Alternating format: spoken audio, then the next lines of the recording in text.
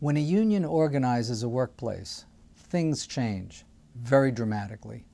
Unionization has an immediate impact on the company, the management team, the community, and now on the newly unionized employees. I have found that to be so over many decades in this business. This gray hair is not premature.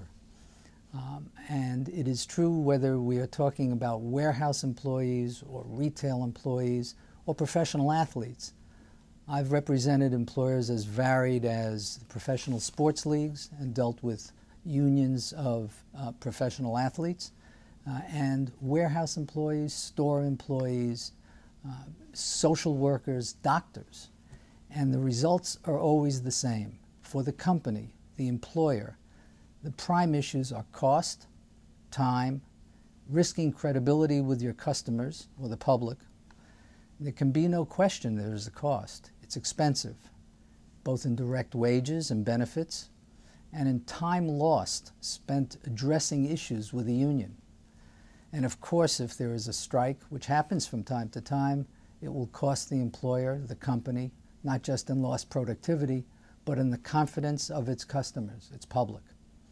For the management team, the union inhibits your flexibility, your ability to adapt to changing times, or simply to improve the way you want to do something will be restricted. It'll be restricted by the terms of a written contract, and it'll be restricted by law.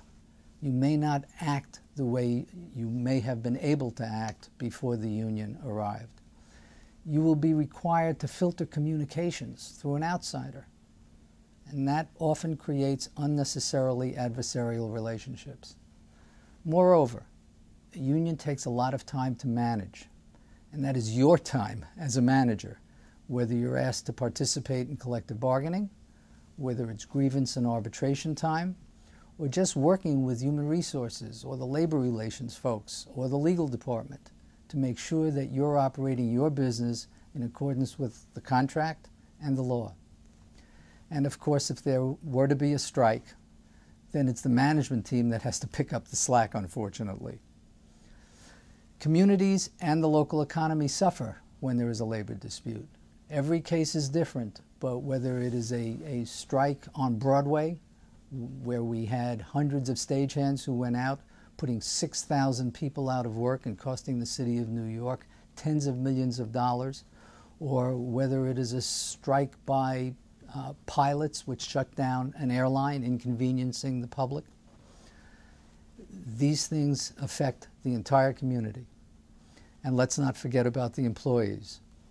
Most people know that there are union dues, initiation fees, but it also costs the employee in other ways that most of us don't think about normally, because the employee is giving up control of their own career.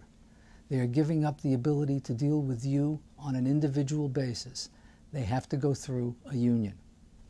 Careers are changed. Careers are governed by this collective bargaining agreement.